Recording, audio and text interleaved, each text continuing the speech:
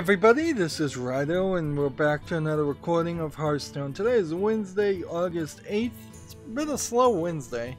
I've been moving slow, very tired, still suffering from insomnia, and that certainly wasn't helped with the Boomsday expansion coming out yesterday. We've got a Tavern Brawl that's really slow. We've got cards from new decks to play from hsreplay.net that are really slow. I need to play some Overload cards and some Elemental cards, which will be interesting because I don't believe HS Replay really cared about any of that. Like, I don't believe that there is an Overload cards per se in this deck. I think there might be one, but that's not what I did. And since I kind of deleted everything, that means immediately I need to build an Overload deck, which, alright, easy enough, easy enough. So Overload, and see, I think I'll probably decide to make it a wild deck in the first case. That way I can bring in more minions that play a little bit better with that. So that's 27. So I can keep it a standard deck and maybe get some victories and get some draw cards, or I can change it. Let's see. Well, might as well name this Overload.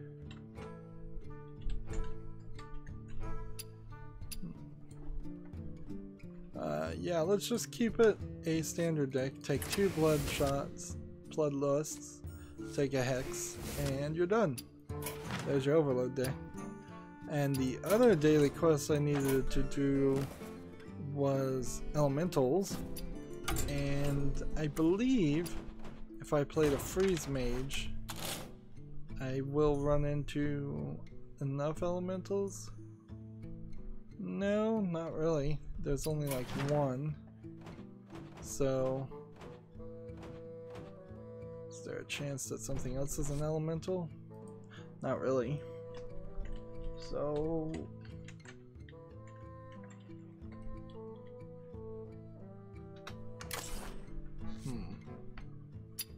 new mage deck.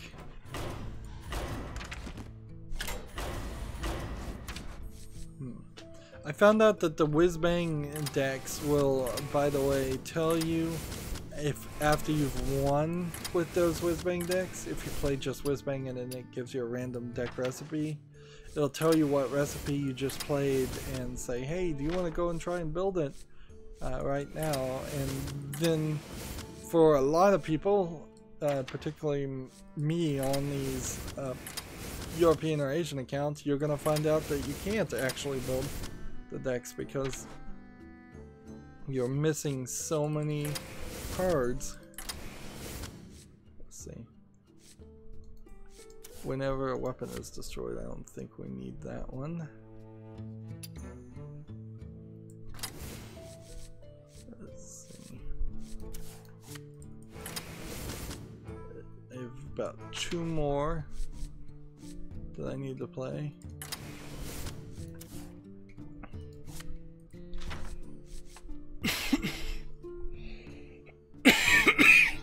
Excuse me.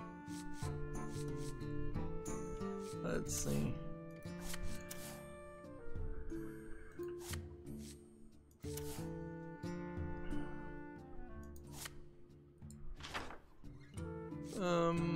What else do I want to play? What else?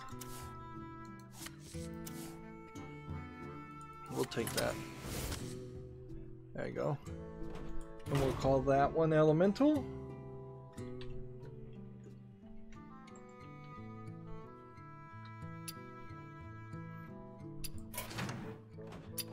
And that's the 2 things we're gonna need to do after we do the Tavern Brawl. So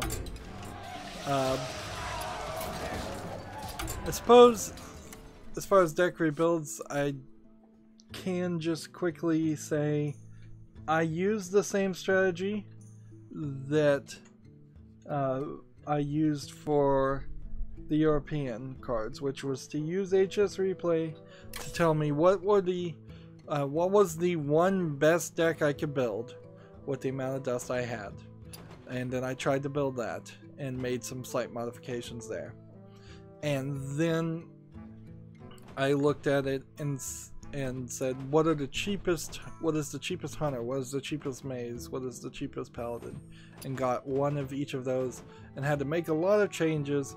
So this really isn't freeze mage, this really isn't odd paladin, it's just the closest I could make.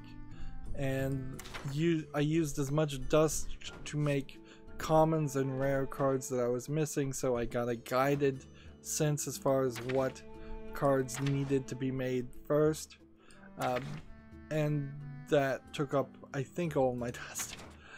I'm not sure if I crafted anything else. You can see here I'm looking at the missing commons for standard, and I have at least one of each, so maybe at some point I specifically went through all of the commons and made sure I had one. For wild cards, did I make sure I had all them? No, I'm not in crafting mode. Oops, let me set that again. Starting over again, in crafting mode. The cards I am missing, I'm missing this, I can create one of those, and that's it. That's all the dust I have left. So yeah, European and Asian accounts, definitely still missing some stuff. Quite a lot. How many pages? 44 pages of just commons missing for wild. Let's see. 143 missing cards in general for wild cards. And looks like it's going to be about 53, no, it's higher than 53 pages of missing cards just for standard. 65 pages. So there's a ton of missing things still. And I'm not sure I'm ever going to be able to really get everything done. I think what will probably happen is time will roll around and Unguru and Frozen Throne will get moved into wild, and that will just reduce the amount of standard cards that I'm missing, and then slowly but surely I can catch up. Yeah, unless somebody was just to gift me a ridiculous amount of card packs, which I know you can do it, I don't know how to do it, but that would be about the only way. And if they were going to give me card packs, I'd much prefer it on my America's account anyways. That kind of sucks that you can't shift your card packs around somehow. That I can't say, actually I'd like this card pack to be opened on my European account, not my Asian account. Because particularly classic card packs, I only have 3 legendaries left to get on my main account for classic. Then I have a complete collection. So once I get classic card packs at that point, they're kind of useless. It would be much better to switch them over to a different account.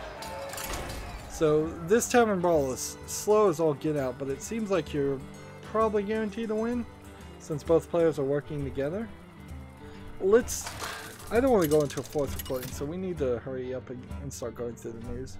There's this early access game on Steam called The Impure. It says it's an action adventure indie casual game. I must protect the wild. Let's see. It's got dark screenshot syndrome. It looks like it's a tiny little pixel 8-bit character in a dark area.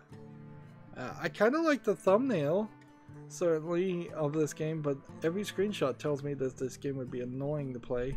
It's in English and simplified Chinese, which is always in my mind, counted against it, not as a good thing. It's 20% off for $9.59. Yeah, apparently it's some kind of multi Super Meat Boy with time rewinding functions platforming game, and you're playing as this gray cube, which looks nothing like the black-haired kid with a red cape that you see in the screenshot or in the thumbnail. Alright, so yeah, I'm gonna close the Impure. Next game we have is called 2260 VR. It's from a Chinese company. It says it has gore, action, and first-person shooting. Let's see if it's in English at all. Nope, English language not supported. It's only in Chinese. More and more we're seeing Chinese games come to Steam. I assume that's because Steam is coming to China. But yeah, this is nothing. 2260, nothing worth playing. Even if you could. Let's see, Gematsu has an article. Langriser series, a restart countdown website launched. So that's Langrisser series, Langriser. I've never heard of this. It's a strategy RPG series that has sold over 1 million units. Has it ever come to the West? Let's see. I'm gonna destroy an opponent and then do that. Job's done. Let's see. The first entry of Langriser was launched for the Sega Genesis Mega Drive in 1991, so it's kind of old. I guess that explains it. Must not have had anything out recently. So that'll be interesting, but yeah, I'm looking at a trailer that's showing Langriser 1, Langriser 2, Langriser 3, 4. They all look like very, very Japanese RPGs. I wonder. Which I don't think you can just do that nowadays. I think you're gonna have to do something different.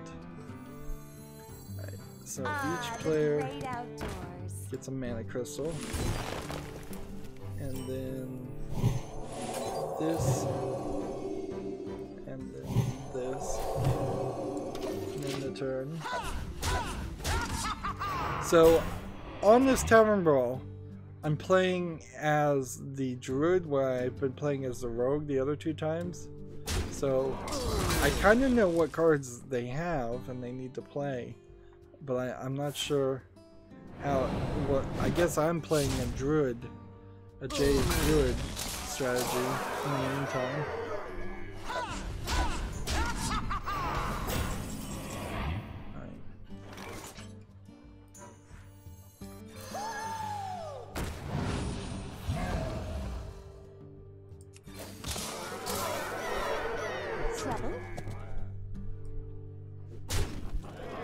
Need to kill one of these.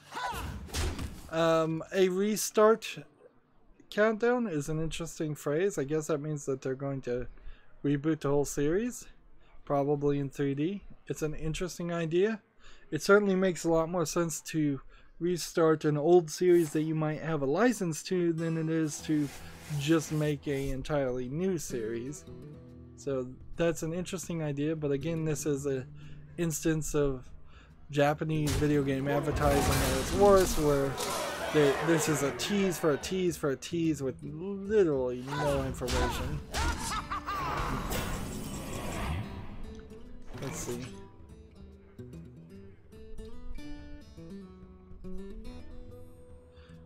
In a similar way, Gematsu has an article. Crystar details the Kokoro Fudoji Sin Megaba and Nemesis 777 and systems.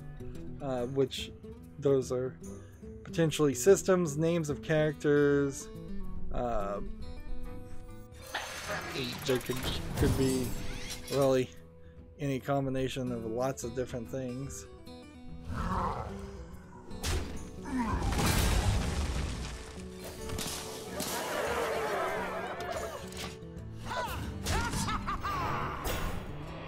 And as I scroll down, let's see. Kokoro Fudoji is a character. No.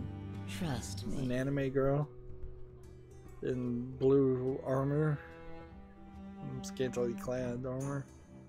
Basically like a tube top.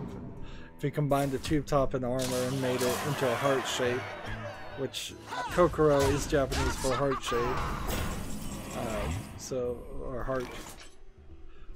Sin Megumiba. So the character all in black. And Amnesia is a character in a darker purple black. Looks kind of like a vampire anime girl. 777 is a character kind of in like a long straitjacket looking outfit. Seems to be younger and shorter, and mostly in shades of pink. Does it seem like these are crazy demon-like things? Gain an empty mana crystal. Play that right now. Restore 4 health to each hero.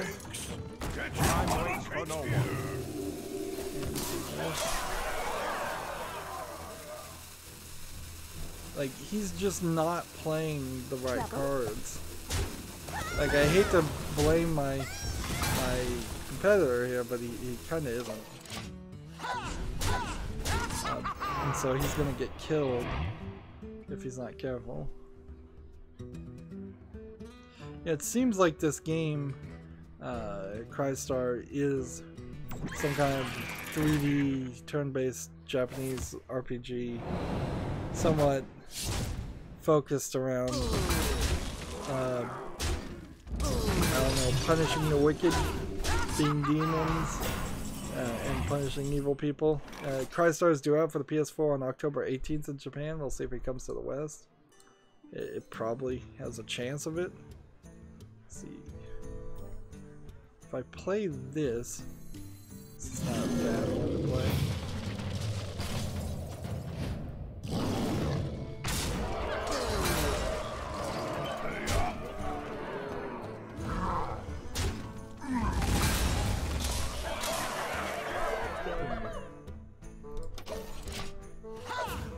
Next we have a game on Steam called Save Them. This is a game that is drawn with black and white stick figure characters. I would say for the black and white stick figure characters, they at least animated them walking backwards and forwards a little bit more than you would expect.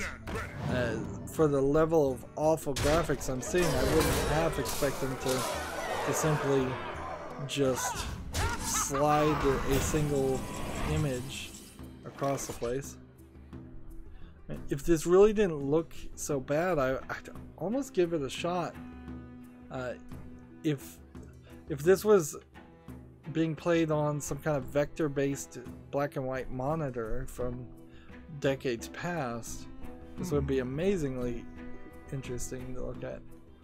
This is kind of the same thing that was the problem with like the Virtual Boy. The idea was to, in the Virtual Boy, all they could really do was red lasers images, and so they made effectively a monochrome layout when it really needed to be closer to a full color layout of the game. Time waits for no one.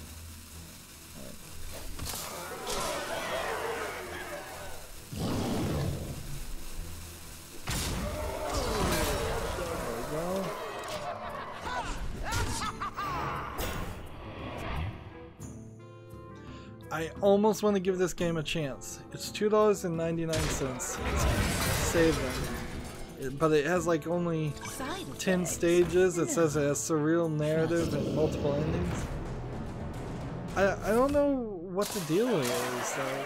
Like, I'm looking at one screenshot to where it looks like really good. So I don't know why they would want to do the stick figure thing.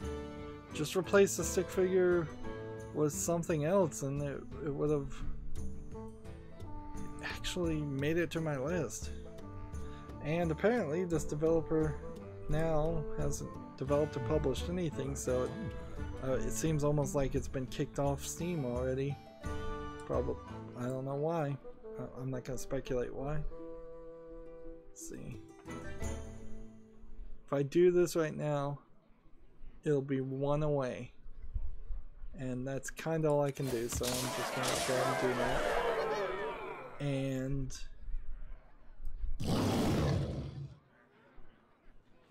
I don't want anything that's 2 away. So I'm going to kill this and then just end the turn.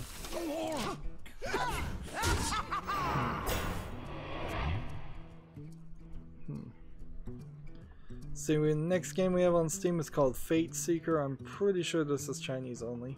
Yeah, simplified and traditional Chinese, $21.09. I don't know why they translated to English.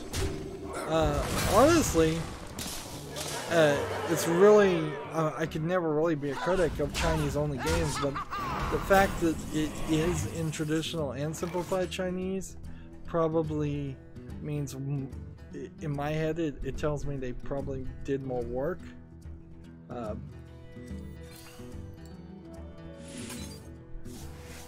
see. Ah, the great outdoors. And this doesn't look bad. Alright, just gonna shuffle 3 more in here. And just gonna play this. And let's see what happens now. Yeah, he just killed me completely. Like, he killed everything on my field to make that happen. I was wondering about what would happen if you did that.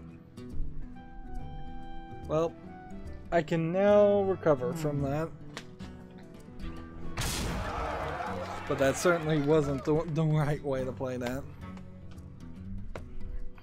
Yeah, if you're a Chinese speaker, Fate Seeker might be interesting. It's 92% positive with 180 user reviews. A lot of Chinese games, though, look like MMOs, and that's kind of it. So I don't know how to really criticize that or review that properly. I've been inside that thing for months. Summon that. Play that. And do that. Then return. PC Gamer has an article, and I felt like it was worth mentioning this. The article says the DDoS attack, the distributed denial of service attacks, reported by the FCC last year didn't actually happen. The Office of the Inspector General determined that the FCC's reports of cyber attacks, which prevented people from leaving comments about net neutrality, was false. I think most people who were paying attention to net neutrality kind of knew that this was a false statement. The question here is there going to be any condemnation by Congress? Because really the Office of the Oversight, well, this is the Office of the Inspector General. So I don't know what the process here is. Like, you can say it's false all you want, and it can get buried in political mud, or somebody somewhere can say, no, that was wrong, you're in trouble now, somebody's gonna lose their job.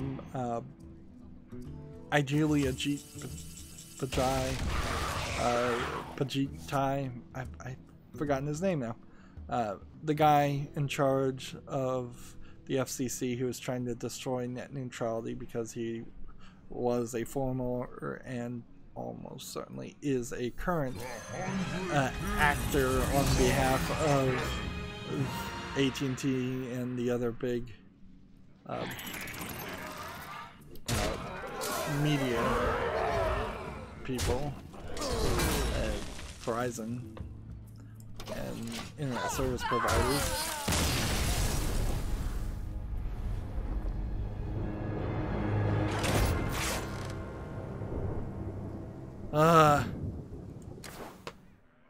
I am not willing to take the blame for that one. I think my opponent, not even opponent there, the person that was supposed to be working with me was just not working with me. Moving on, GameIndustry.biz has an article, streaming will happen, just a matter of when. EA. Executive Vice President of Strategic Growth, Matt Bilby, sees streaming capable smart TVs eliminating traditional consoles in 10 years. EA discusses its moral compass after Star Wars Battlefront 2 loot box backlash. So basically 2 stories, both probably coming from Matt Bilby. One is that he believes streaming will happen. If net neutrality is destroyed, streaming will definitely not happen in 10 years. And the other is them sitting down after the loot box controversy and deciding to quote-unquote create a moral compass, which inherently just, I guess, means that they had no moral compass and had no cultural identity as a company until this point. I mean, what do you really get from that? How do you say that only after the loot box controversy did we sit down and say what is the way we want to act as a company? You've been severely not running your company well up until that point, if that's the case. I'll leave it for you if you want to read these articles. It's rather long. I mean, and this is one of those interview articles. It's just somebody in the industry giving their ideas, and then a lot of people reporting and perhaps reacting to that. And Gazette always gets the scoop. Next game we have on Steam is called Dust and Echoes Vengeance. It's a side-scrolling shooting game. It doesn't look so much like a bullet hell game as perhaps a little bit slower than that. It's getting a little bit bullet hell-y. There it is. Now it's up to bullet hell. The graphics are hard to see, frankly. The background is not pitch black, so there's a lot of background elements that seem like you would think your projectiles aim towards you, and they probably aren't. Ah, the great outdoors.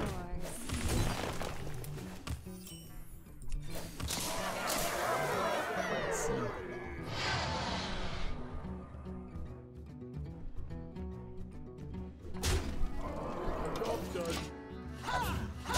So, this was the card my opponent was supposed to play in the last game.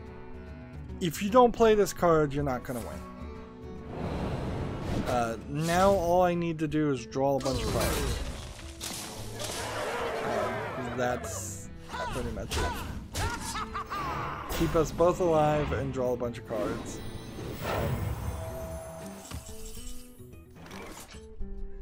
Let's see.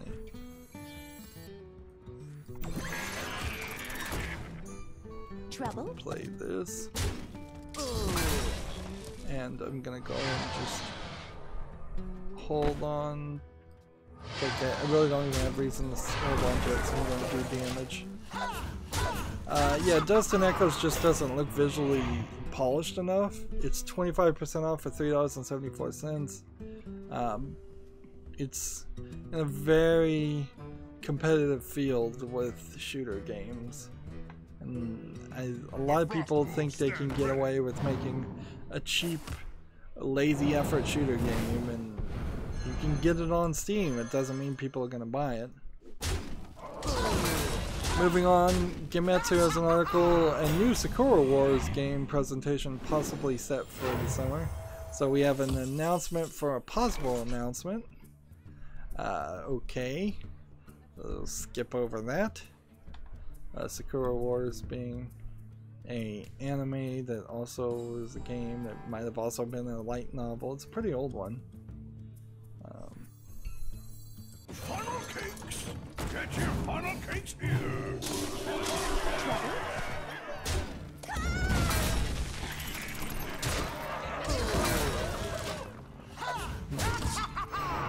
GameIndustry.biz has an article. Former 2K Games president Christopher Hartman joins Amazon Games. Take-Two veteran 2K founder to lead Amazon as the VP of Games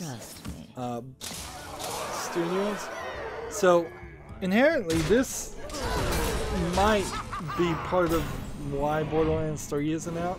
If 2K is a little rudderless and doesn't have enough leadership to really want Borderlands 3 to come out, and push Gearbox to make the next Borderlands 3, or find somebody else to make the next Borderlands 3, which honestly, Borderlands 4, it wouldn't be a terrible thought if they did move it over to a different company completely.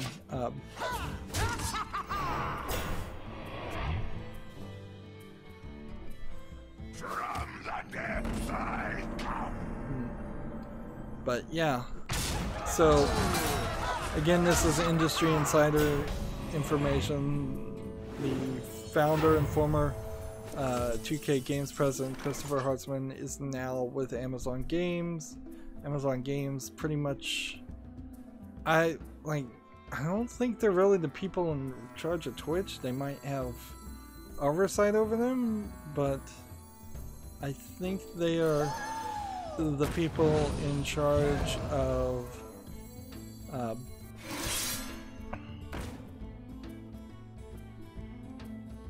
they're in charge of the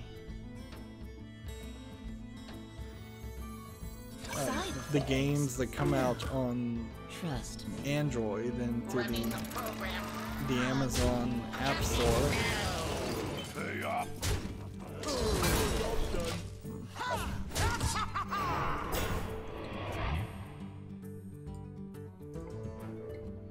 PC Gamer has an article, the best and worst boss fights in PC gaming. I think I've recently read an article that was extremely similar to this.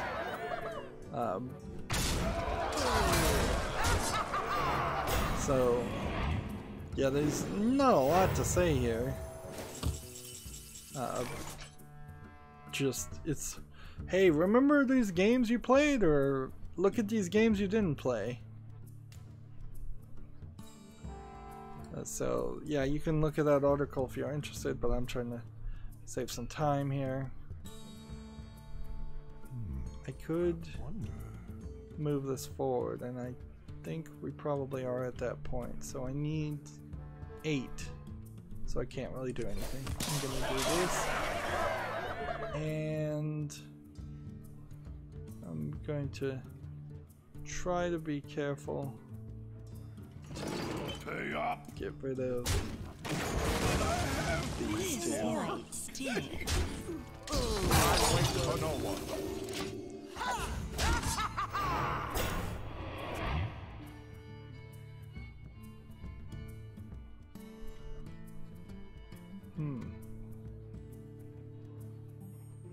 I thought I played enough mana to move this forward.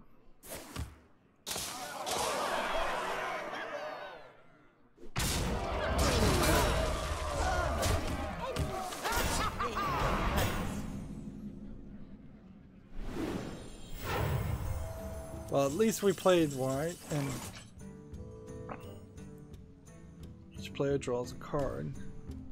There you go, we're gonna have each player draw a card.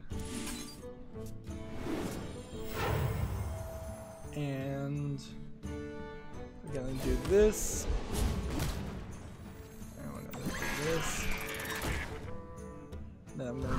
this one. And let's see. I think I probably should just get rid of everything. These guys now have a buff on them. Time waits for no one. So they're gonna do more damage. And they don't take 2 damage when he does that spell. That sucks too.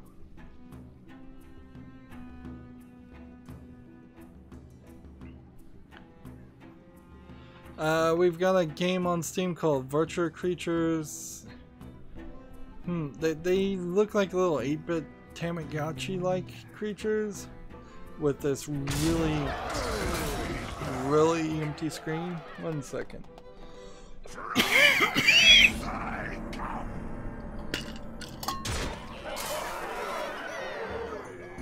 I'm losing my voice because I talk so much on so many streams.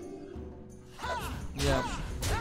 Virtual Creatures just doesn't look good enough. It's 15% off for $4.24. If it was 60 cents and I was like, oh yeah, this is a Tamagotchi clone type game, that would be all well and good, but they want way too much money for what is 90% a blank white screen. I think I'm gonna have to just get better and better at getting through this stuff. Draw a card. And spell damage. And that. Ooh. Here's that card.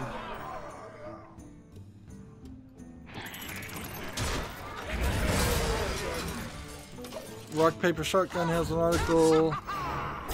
It's called Premature Evaluation Moon Quest, so this is probably like a quick look or early access look on a game that's not out.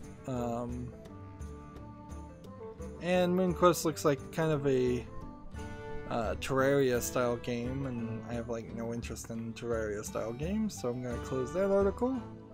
I wonder. We have a game on Steam called Pilot Rudder VR, and it seems like you're sort of piloting a ship using a VR control as a rudder. It's 10% off for $8.99. Graphics don't look good. I bet the controls aren't very good. It almost feels like it's some kind of attempt to be a teaching tool for real pilots, but I am fairly certain nobody in the aeronautics industry would ever let you use this as a teaching tool. Destroy random party crasher. Play this. Gadgets and Gazette always gets this. And heal.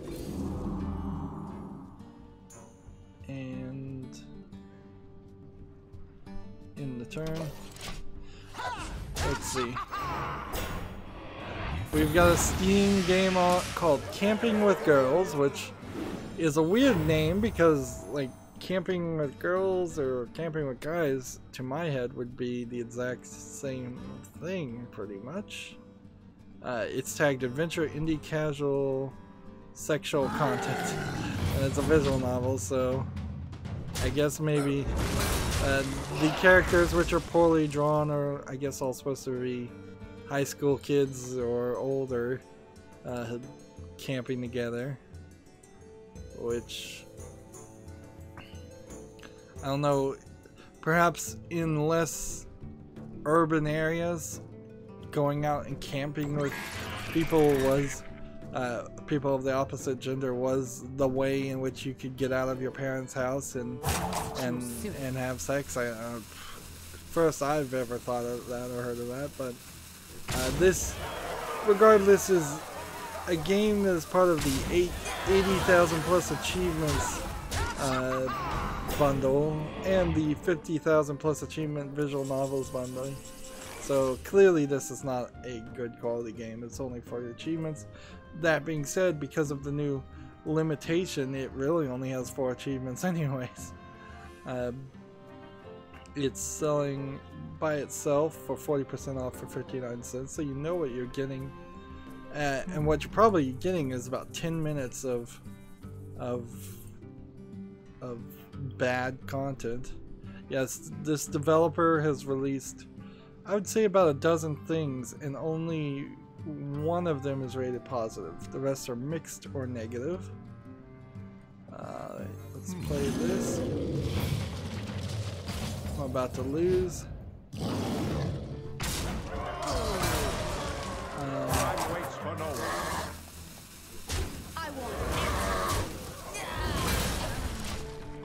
So let's just move on.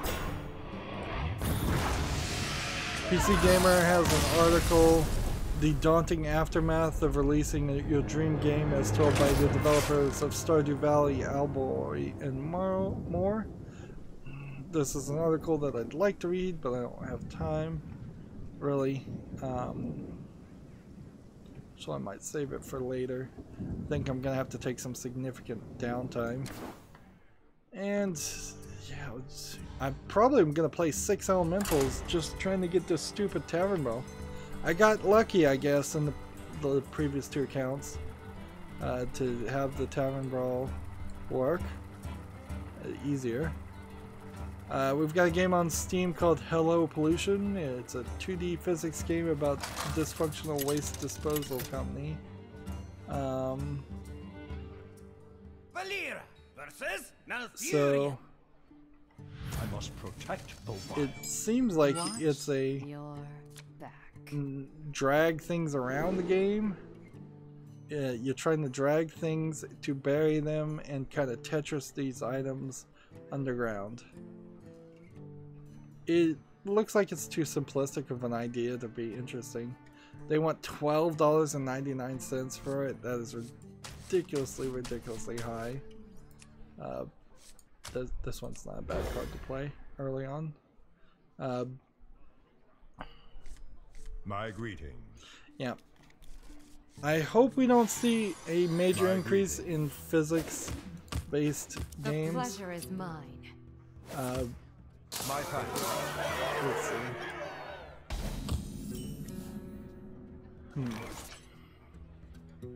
And this is an article about a board game, because now everybody's covering board games instead of just covering video games like they should be doing. I mean, they barely can get video games covered properly without plagiarizing or doing something else wrong. So going into a new field is ridiculous.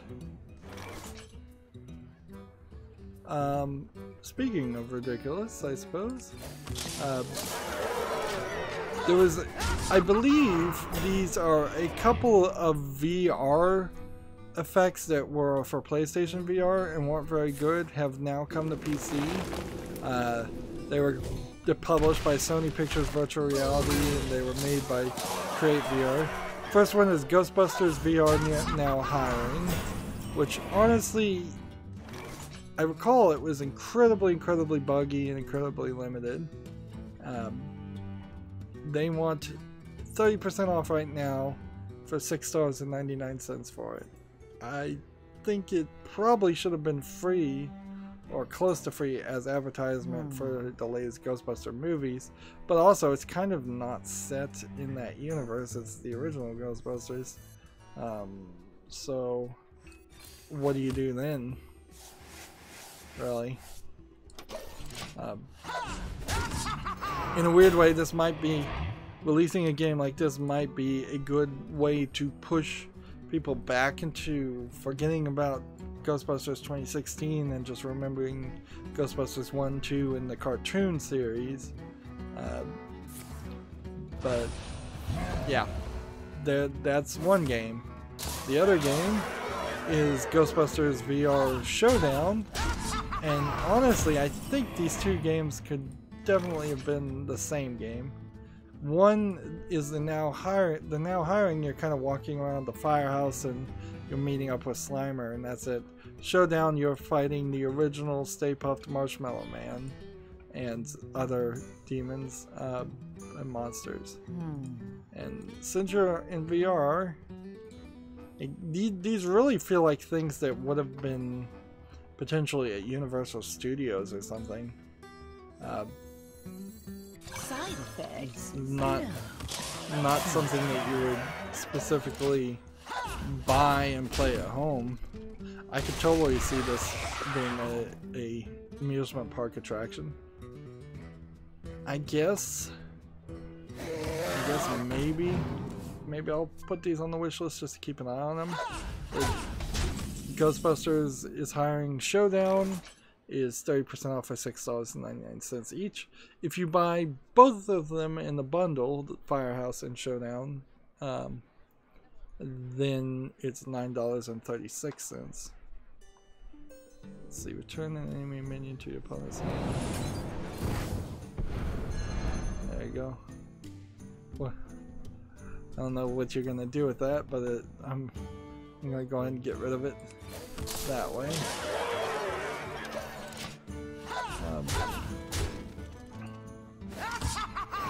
And GameIndustry.biz has an article. IGN drops Dead Cells reviewer after plagiarism.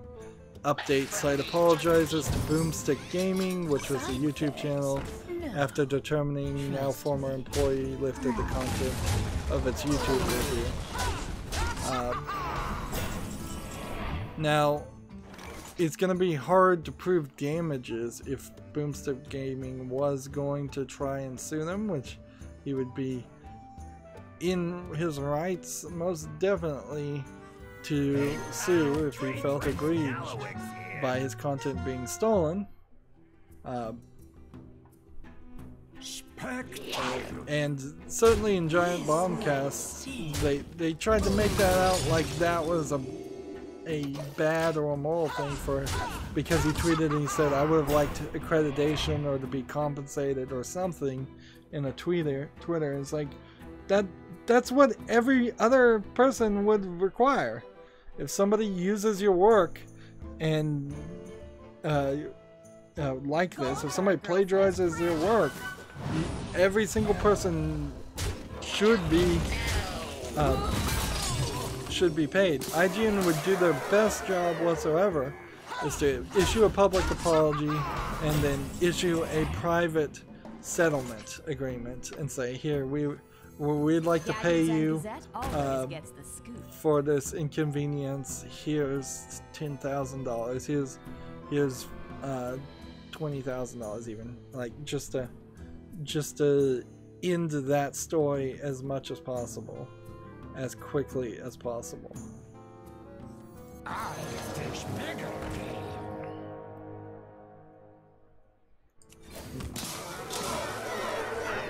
Downsize. Let's see.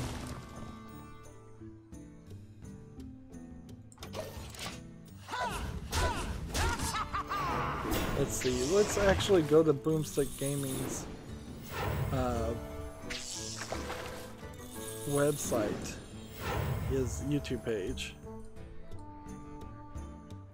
They've got it in full. Where's my cat? Watch this on YouTube.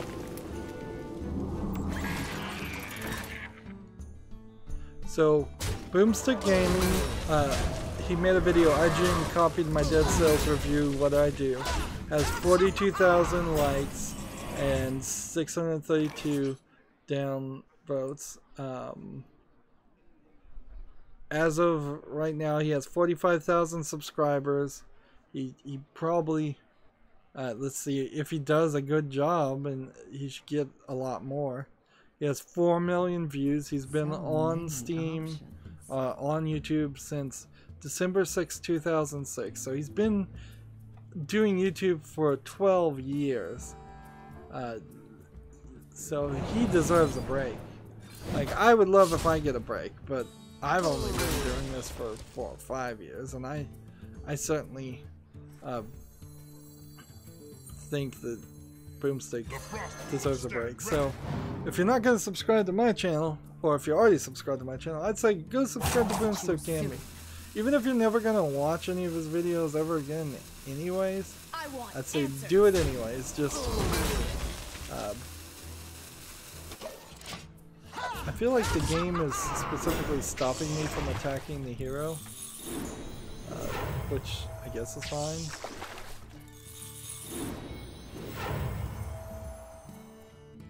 I need this guy to get as pumped up as possible so he can help do 80 damage. So I'm gonna subscribe to him. There we go. And we'll see how that turns out. Let's see. We have a game on Steam called Electronauts. It says it's a VR music game. I've seen a lot of VR music games. This one feels like it's not even so much a music game as it is a synthesizer that is just randomly moving down a tube, a jittering musical neon tube for no reason. Let's see. For Blackwing. We need to deal 1 damage there. And shuffle that. I'm gonna play this card, and I'm gonna do this.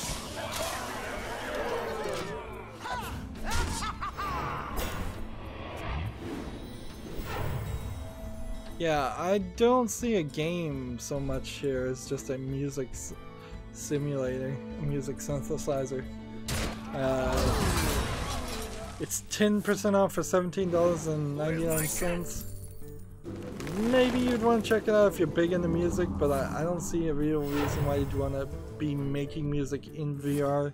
Maybe if it was a more traditional and not just crazy neon stuff, if it was just putting a guitar in front of you or a drum kit, I imagine a drum kit would be the easiest, and you were practicing drumming and the music was just playing in your ears instead of in the outer area. That might make some sense. My thanks to you. Alright. Don't want that one dead. So I'm gonna do this and that. And then I'm gonna go ahead and summon a 1/1 Jade. Start playing the Jade cards. Yeah, I'm not even gonna wishlist Electronauts. This sounds like it's a joke game. Jimmy and the Pulsating Mass. It looks like it's some... It's a weird name. It looks like a zoomed in NES game, and when you start zooming in, you can put more detail in it. It looks really rather good. It still kind of looks like it's an RPG. Where's my cat? And I have a feeling that this is either going to be dark and twisted humor, or this is going to be a perverse humor. Like, seems like you play as a character that can transform himself. Yeah, it's a dark and twisted humor game. It's $14.99. You know what? I'll keep an eye on it and see what the reviews are on it. Because, you know, I might be willing to play a dark and twisted game. But it's gonna be under the right circumstances. Let's see. We need one guy off the field. And For the horse! let's try and see how I'm gonna do that. So I'm gonna do this instead.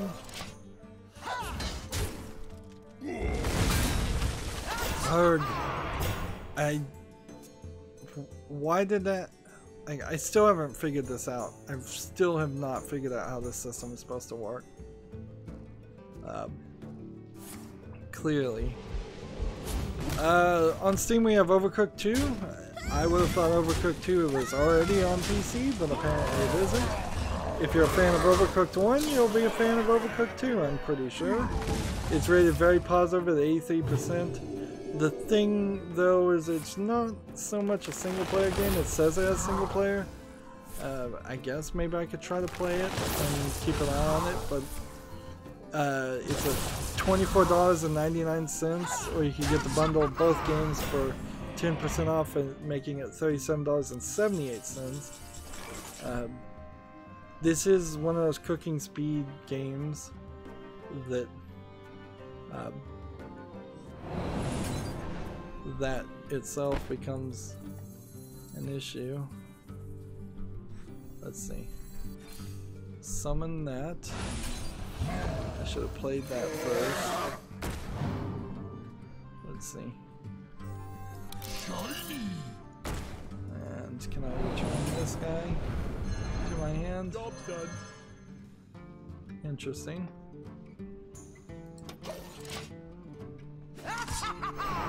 Ah, and the card just disappears from you. Interesting. So yeah, I'll wishlist Overcooked 2 and keep an eye on it. PC Gamer has an article. PlayerUnknown Battlegrounds announces the fixed PUBG campaign. PUBG Corp acknowledges that Battle Royale could improve across the board.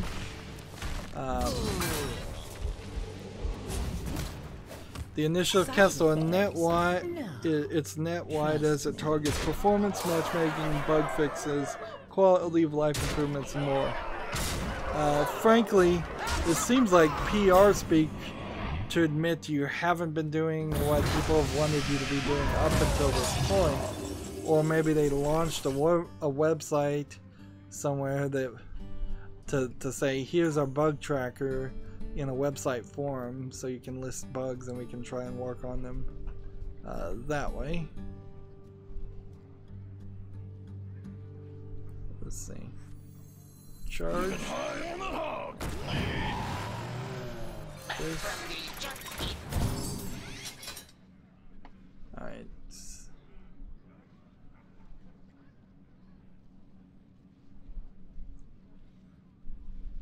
I could kill this guy.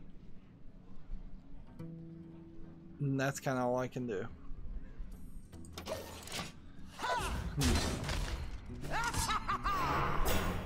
We have a game on Steam called Rogue A Long Way. And it's not A space long way, it's A-L-O-N-G way. Say it's a roguelike dungeon game. You can try random picked weapons, armor, and buff to challenge your enemy. So it seems like this is a very, very basic game. I generally would call something like this maybe an asset flip because the HUDs don't look very good. But I don't think it's even necessary to make that accusation. It's just way too basic. It's early access and they want $10 for it, so unless somebody comes back and tells me Rogue A Long Way misspelled is actually a good game, I think I'm safe enough to ignore it. Let's see. So I played this, but in playing this I have to kill something. This piggy's going to market.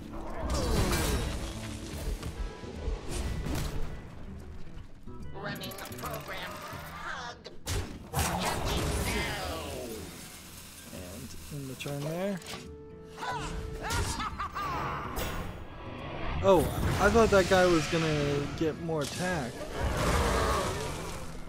I was thinking of a different minion when I played that one.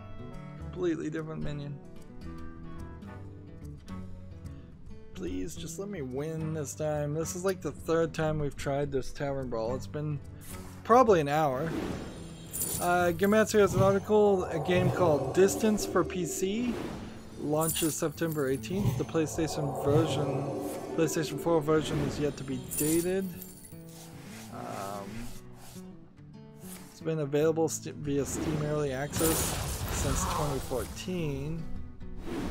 It's rated very positive, 85% of 20 users in the last 30 days and 93% in general. It's an early access racing, great soundtrack car game with some neon looking cars. Alright, well I'll keep an eye on distance and see what people say like 30 days after it comes out of early access. I wouldn't be surprised if it's also one of those games that is not actually a finished product. Got all these coins. What am I gonna do with all these coins? 1, 2. My eyes are open.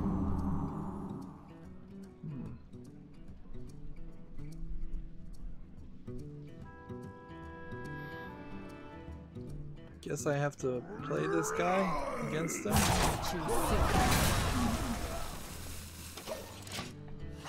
Next game we have on Steam is called Lifeblood. It looks like it's a early access MMO RPG type game. It's a lot further along than most games, but also, yeah, I don't know. It's online multiplayer only, so I'll never play it. It's 10% off for $13.49. Yeah, you just have to have a really big company behind you to get people to play this. And instead it's from apparently a brand new developer, according to Steam, that they have nothing else listed. Oh, this is so stupid. This is so ridiculously dumb. It's been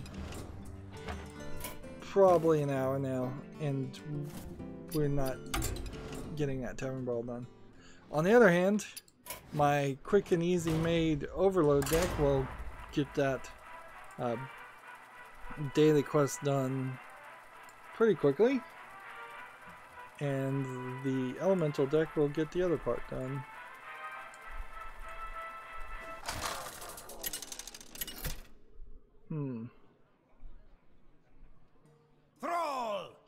And frankly, I'm getting to the point where I just want to kind of wrap it up.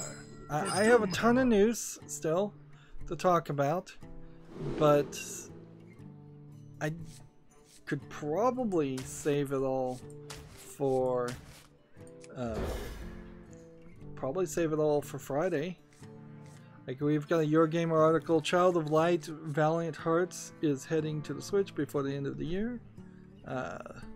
So that's 2 games. Child of Light, a game I did cover, and it was alright, but it wasn't great. And Valiant Hearts. I think part of the problem with Child of Light, though, is it was built around a timing-based, turn-based RPG element that I was just not happy with. I would have been much more enthused if it was simply a action-based press a button and attack, or even if it was a standard turn-based fighting mechanic. The combination of the two. Valiant Hearts, on the other hand, here's a trailer. I don't think I've heard of this one. Seems like it's some indie game that passed me by.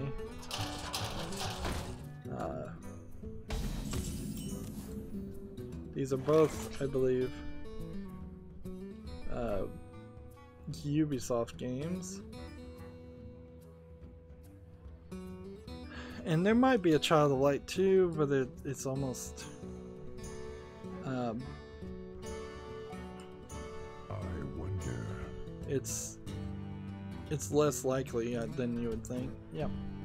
So yes, there is Valiant Hearts: The Great War available on Steam. It's overwhelmingly positive, 95% positive. I wonder. Let's see. Trying to find what to do.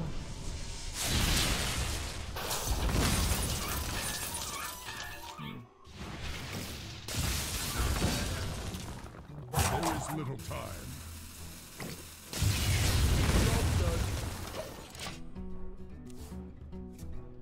So one more overload to summon 3 copies of a friendly minion. Look at this. If I overload a couple more times, this will be cheap enough to play, and this will be cheap enough to play.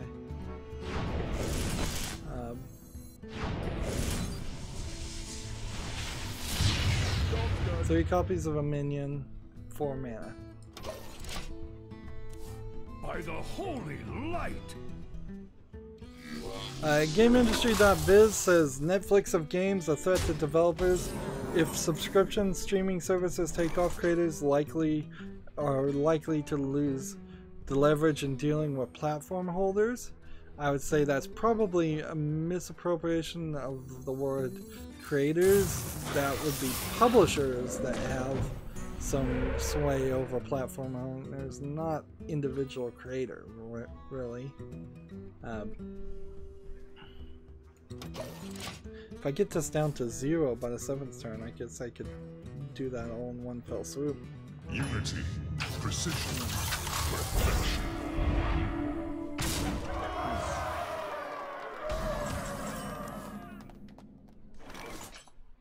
Wow, I could do it twice.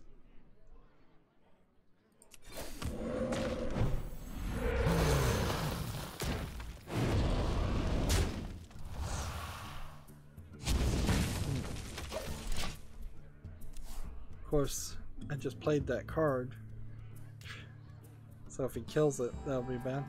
Netflix of video games are not likely to happen anytime soon, and Netflix themselves is trying to add some gameplay elements to their idea, but they certainly aren't thinking you're going to be playing Call of Duty through their service, and it would almost certainly be its own separate service.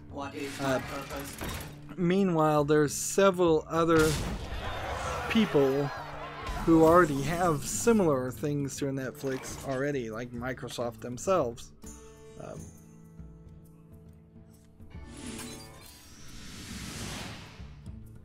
There we go. By the holy light! And we'll just end the turn, and I lost. But whatever.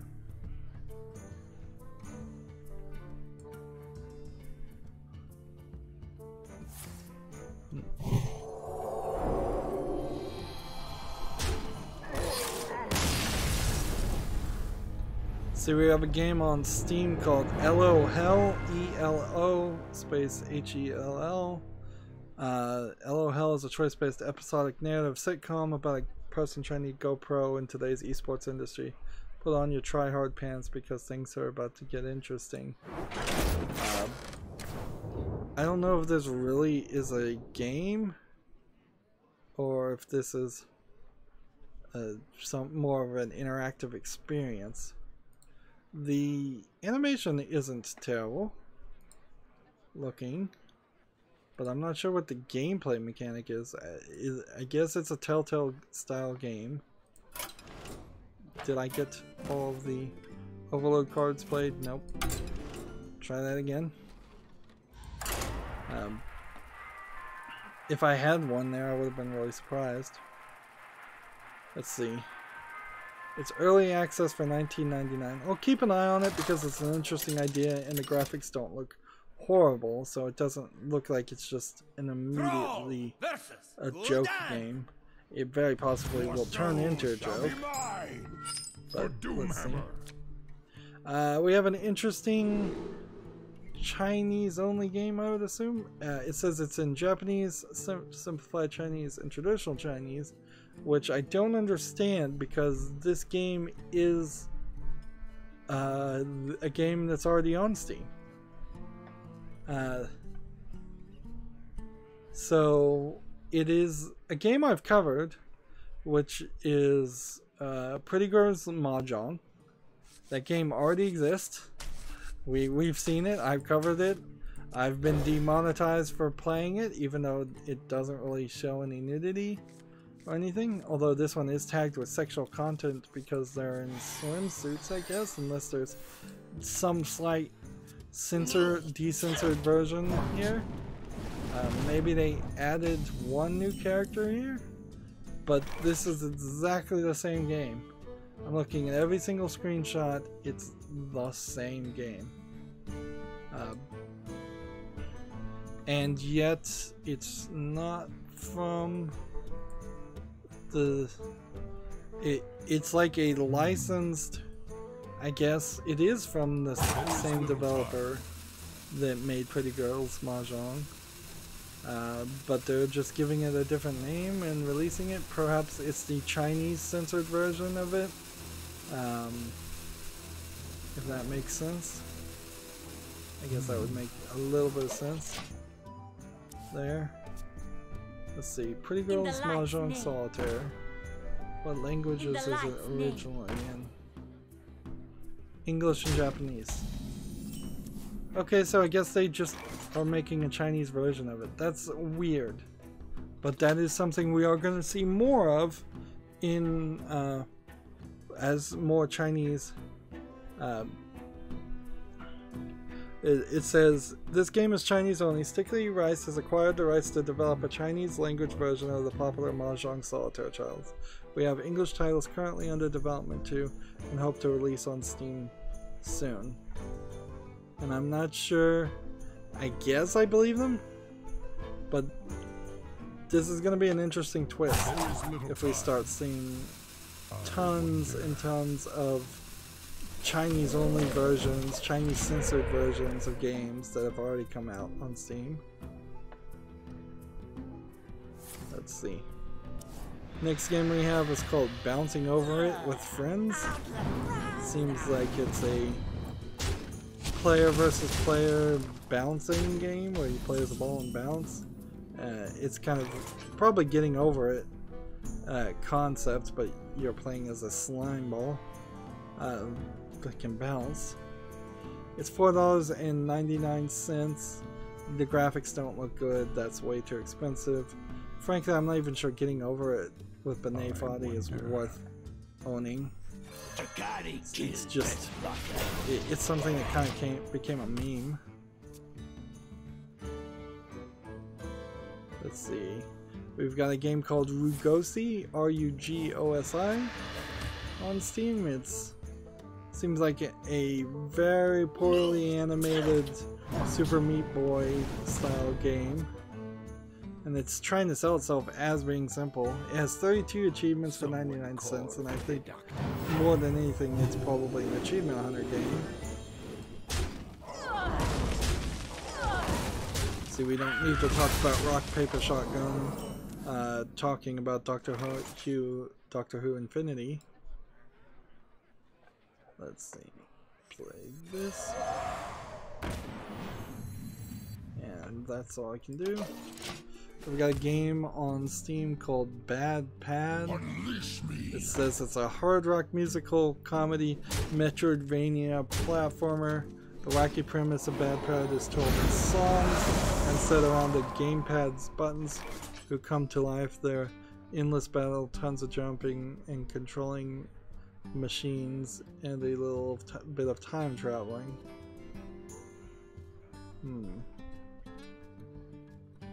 Well, it's an interesting concept, I suppose. I wonder. But what's being shown to me is just some small 8-bit Super Meat Boy-esque clone of a game, which still a lot of Super Meat Boy-esque clones out there. It is, I suppose, a genre. I guess you can't really just say it isn't, but it's just, I'm just not willing to play anything like that. If I'm gonna play Super Meat Boy, I'll play Super Meat Boy. Bad Pad is $12.74 with 15% off right now. TechRaptor has an article. THQ Nordic and Uprising Games announced a cute 3D platformer called Scarf. It looks a little bit like that game that came out only for PlayStation. Let's see. Right now, I guess it doesn't have a Steam listing or anything, so it's a little premature for me to get any information about it. There's this announcement trailer. It looks interesting enough. I somehow played 6 elementals when I was trying to play overload cards. Alright, looking at the trailer, you have a scarf. It sometimes turns into wings and can make bridges and can do other things, and you're playing as this blob of a little boy character. And so it's, I imagine this is an adventure story taking place in the mind of a kid. The wings at some point turn into a gliding apparatus.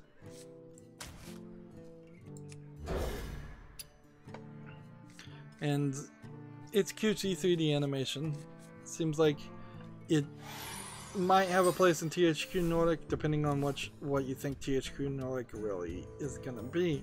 Is it going to be the developer of anything and everything, or is it going to be the developer of Darksiders, or is it going to be like THQ and the developer of a lot of kids games? I think if they start going and the kids games are out, they're going to suffer horribly. Now that, particularly since there's no Toys R Us around. And then a thought occurred to me about Toys R Us shutting down is, why did FAO Schwartz not buy some of those stores? I guess they were smart enough to know that model doesn't make enough money. Or maybe they had some other reason. Maybe they can't afford it themselves. We've got a game on Steam called Circle Empires. Says it's a real-time strategy game. It looks to me, I can't even see because it's broadcasting right now. They say it's a fresh take on the real-time strategy game featuring fast-paced approach to conquering the world. It seems like it's kind of like an aggregate game where you're trying to get players on certain platforms to control it, but then it is single player only, so it's not even multiplayer. Circle Empires is 10% off for $7.19.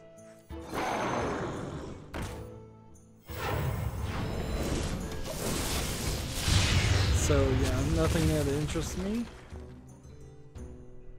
We've got a game called Nogalious, Nogalious.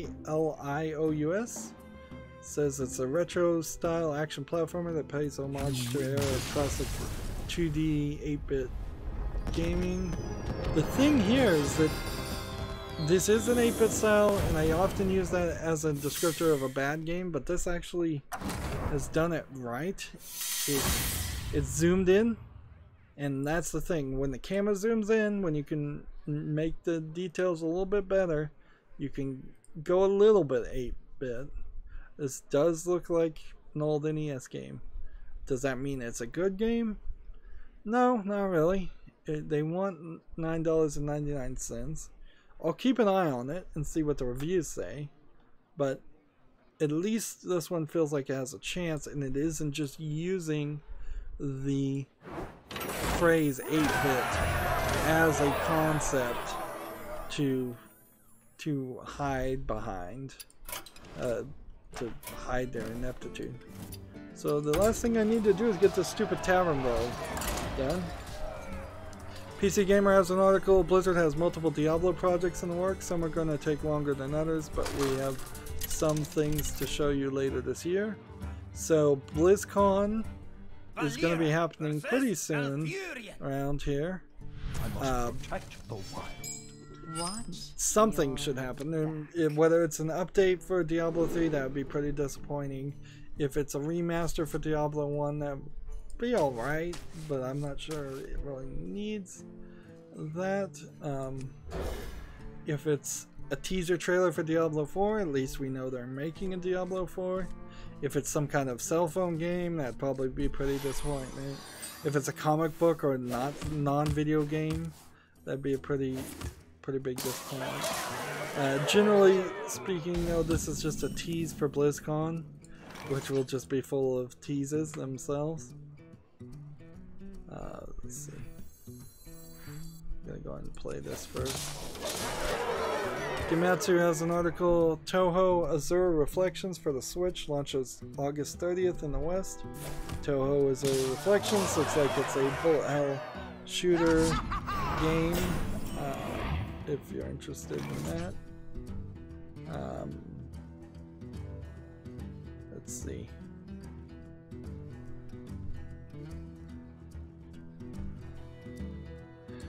I'm just gonna leave that there. We have a game on Steam called Hyper Simon X. It's a fly up the screen arcade shooter game. Looks fine, but not particularly impressive. And for that genre of games that I have no real interest in, it would have to look amazingly impressive. It's English and Portuguese Brazil. It has 41 achievements, and the achievements are letters, which tells me that's really the reason why it's been made. It's 40% off for 59 cents, so it's just an achievement hunter game. Next game we have is called Car Steroids, but merged together as one word. One assumes still pronounced car steroids. I wonder.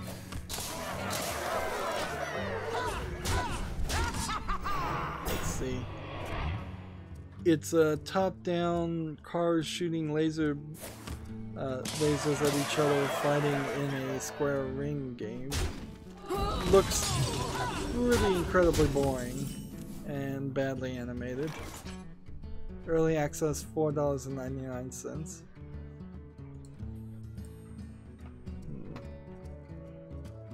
Just gonna go and play this. Then in the turn. Gematsu has an article. We Happy Few Uncle Jack Live VR announced for PlayStation VR. Available today for free. So this is a side story. We Happy Few game for PlayStation VR. I'm surprised they're still doing this, but I guess this was one of those games that would have been in development during the period that VR was getting experimented on a lot. So yeah. We Happy Few, the proper game, is coming out for the PS4, Xbox One, and PC August 10th. Side effects? No. Trust me. Let's see. We've got another game called Slamoids, which is an Asteroids clone. The graphics at least go in a different direction. They're still not good looking, but it's not as generic as other games. It's 15% off for 84 cents. No, thank you. Yeah, I don't know what in the world would sell me on an Asteroids game. Let's see.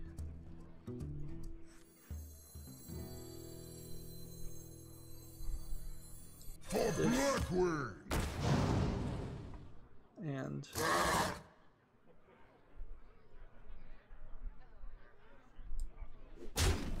This might sting.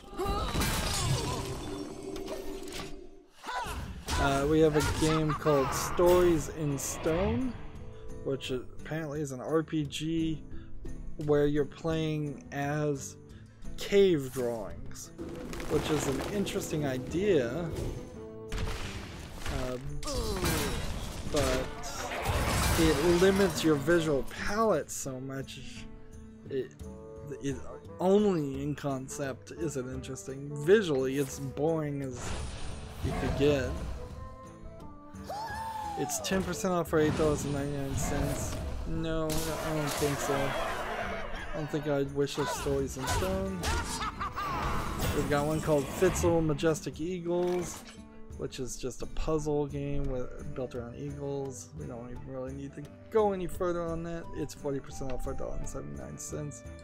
It's just a very low effort game. Living high on the hog. And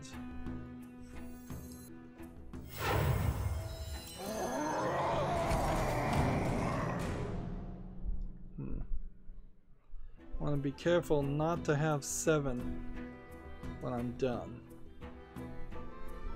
So For the spider. this guy has charge. I should use this and get rid of that.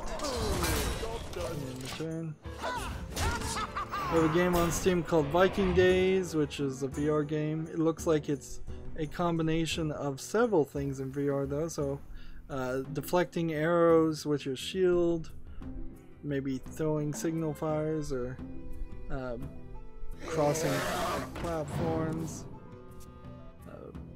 fighting frost trolls and dragons. Seems like it's a little bit more varied. It's $4.99.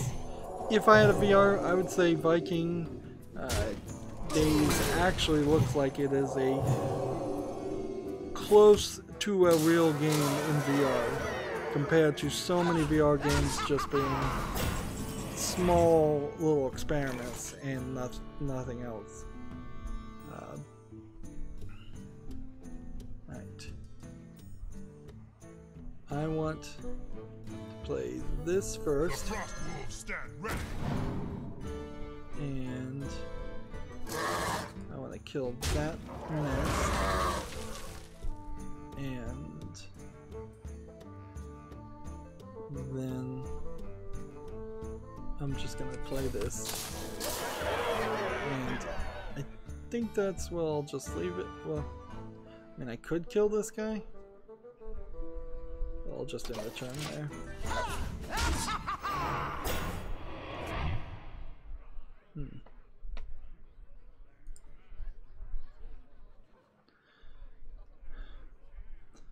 I don't even know what I really want to talk about this game or not, but there's a game on Steam that I imagine might get taken down. It's just called High School: A Bisexual Experience. It's an adventure, indie, casual, sexual content, visual novel. It seems like you're either not seeing your own character, or the main character is a female character. I don't know. Let me see if it says in the description. Yes. The story also relates to the typical life of an openly bisexual girl in high school, which I don't know. Like, I don't think any high school kid should be openly anything in high school. You're opening up the door, certainly, for a lot of people to give you grief if you do something like that. We can do that immediately. I can do this immediately. I'm gonna do this and hope it kills that one.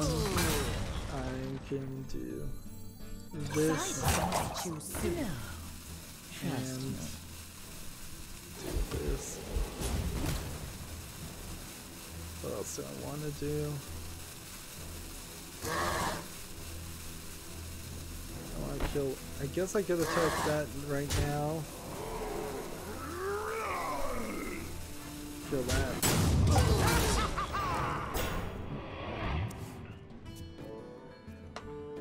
So it looks like all these characters, they're drawn way too well, so I imagine they're pre-bought assets. And you're just...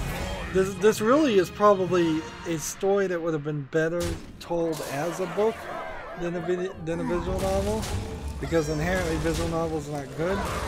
And I would be totally cool with the idea it should have a better name than just High School: A Bisexual Experience. But when I look at the developer, and this is what really sinks it, is every single game by this developer has either not been reviewed or it's rated mostly negative. One of them was made it to mixed reviews. So this is just pandering, and it's just not going to tell a good story. And ideally, no character nor no game about a character should be so built around a single aspect like that. Let's see. I'm just gonna end the turn as it is. gone 30 minutes over. I do recognize that. But I'm trying to wrap up things here. Although, there's this one story that I'm just going to have to save till Friday, I think. I don't even want to talk about it right now. Gematsu has an article, Punchline game launches August 31st in Europe and September 25th in North America. Punchline for PS4, PSV, and PC via Steam August 31st. What is Punchline? You can be a friendly ghost and you haunt a house full of girls while you solve puzzles, play tricks on them, and solve things. Apparently the video is also taken down. I would have thought it was a anime-esque game where you were punching, and it does seem like that is the case. So many but options. I don't know. I guess I'll wait till I see a full review of Punchline to get more information. Deal 4 damage.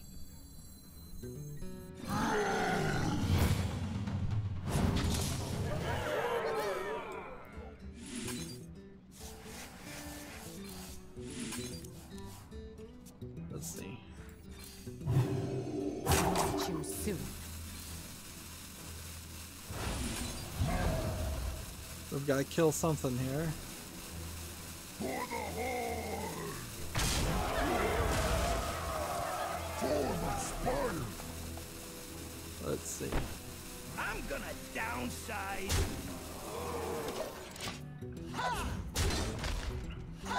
Gamer Citra has an article, mobile revenue failed to meet Square Enix's expectations this quarter. This is probably, as a consumer, a good thing, I would say. To see Square Enix maybe lose faith and make less mobile games and focus on making AAA games and good games in general. Here's an interesting story from Gematsu. The barista simulator that I believe is already on itch.io that's kind of like a Valhalla clone called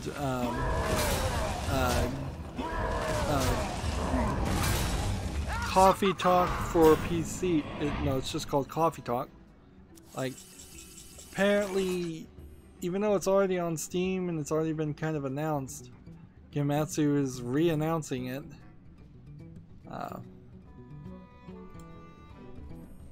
Interesting. I guess I'll put Coffee Talk on the wish list. It's a little bit more visually appealing than Valhalla is.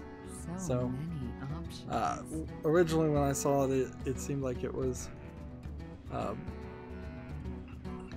it seemed like it was a itch.io only game. Gadgets and Gazette always gets the scoop. Right. So I don't want to lose this guy. I'll lose this one. And I'll lose this one. And Choose soon. I'll... For the Spire! I think I'm safe enough to do that too. Unavowed is now on Steam. It's been talked about rather recently as a point-and-click RPG story-rich game. I'll put it on the wish list and see what the reviews are. It's been reviewed by the mainstream media pretty highly, so it's a little overhyped.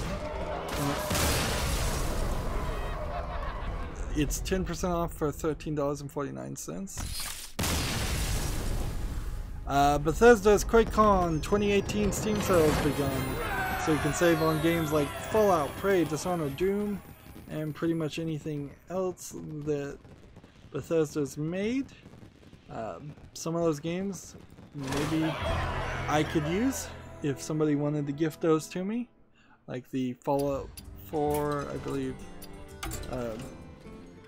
Well, the complete edition of some of the Fallouts I know I don't have. Maybe not Fallout 4, maybe it's Fallout New Vegas. And yeah, bunch of classic cards, all just regular cards. they're all gonna get turned to dust. For basically an hour's worth of work, I'm going to get 40 dust. Not good. Not a good response there. Alright, so we have everything done. And let's see, is any of the news that I have left to talk about really an important thing to talk about? There's a game on Steam called Wagers of War that looks like it's a card game ported from a mobile game that's free to play, but I'd never played that, so whatever. Might check it out if you just love free to play games on Steam.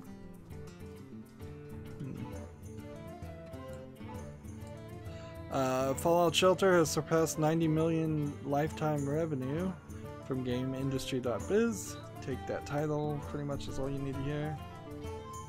We already talked about that article.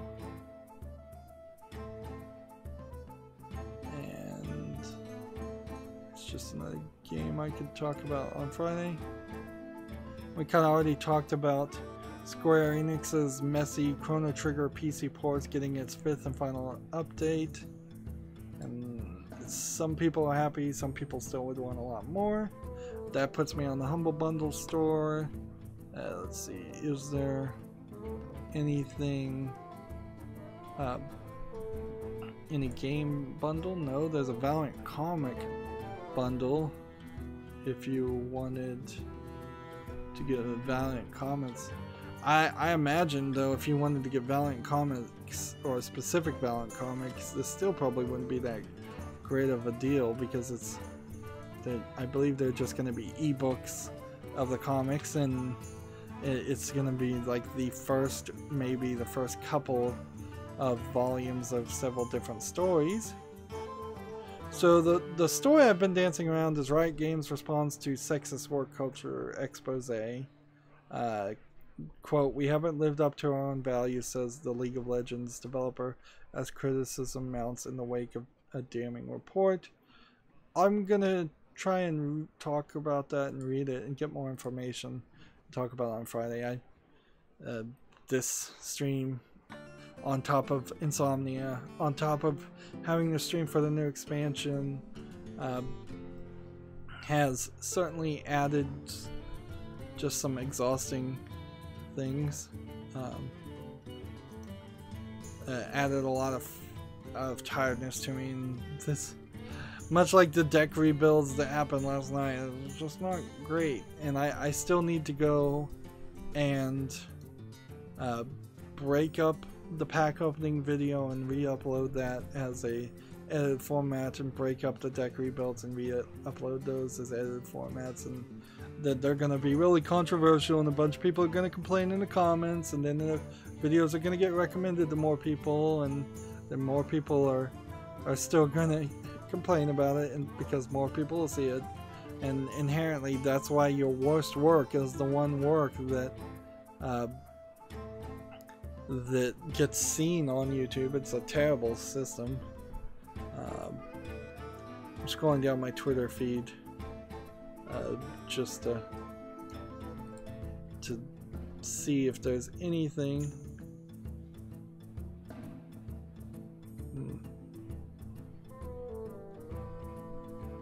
Let's see.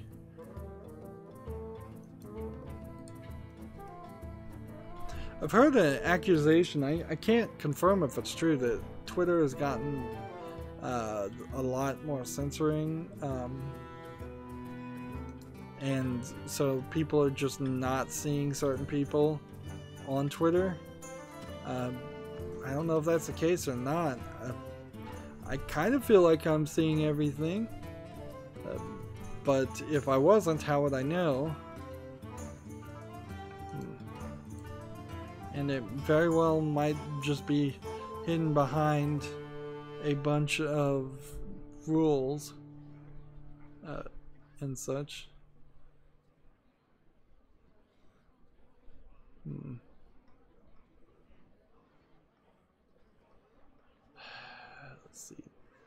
things are still airing on my channel.